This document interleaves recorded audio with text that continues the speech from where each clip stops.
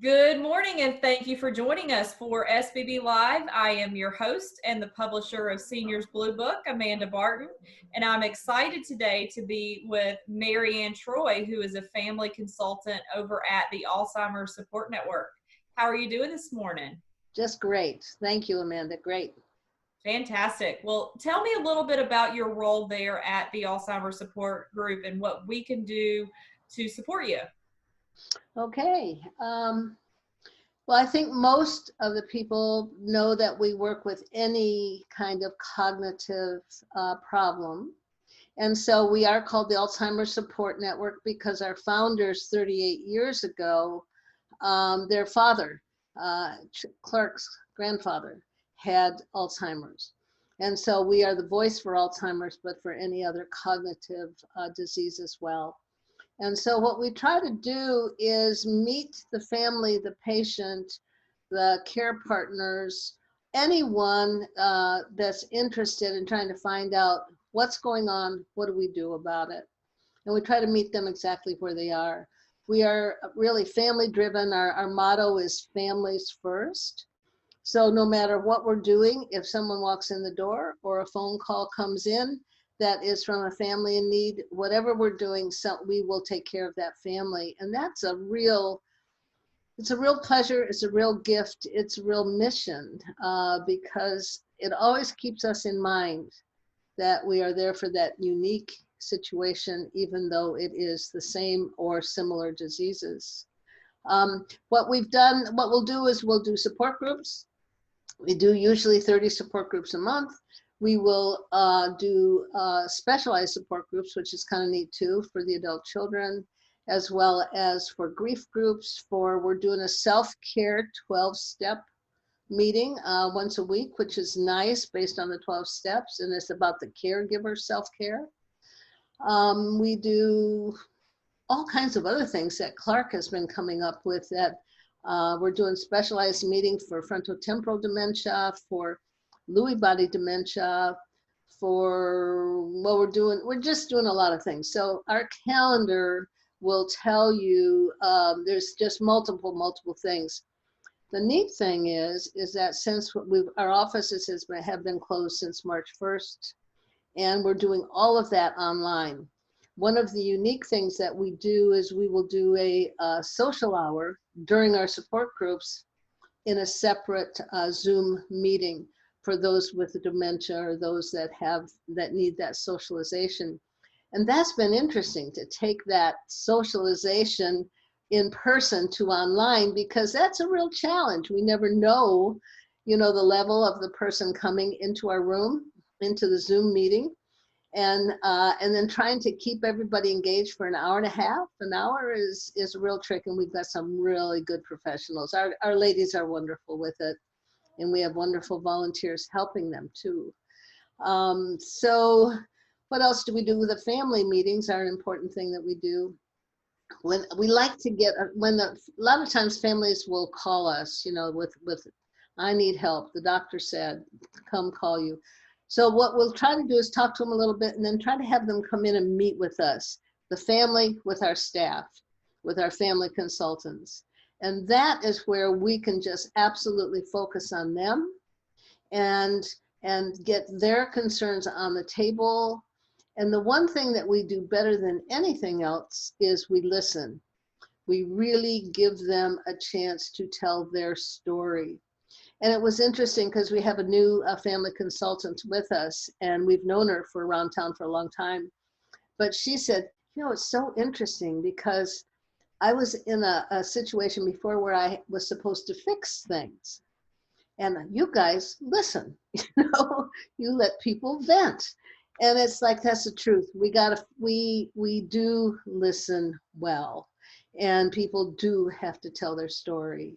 And a lot of times they'll say, well, I know you've heard this before. We've never heard their story before. So that's a real important part of our connection with the family, is to get to know them and for them to get to know us. And that's really important. I think another part of your mission that is unique and worth discussing is where you're very much a local nonprofit versus a national one. So the money that is raised through your fundraising efforts, it stays right here in Collier County.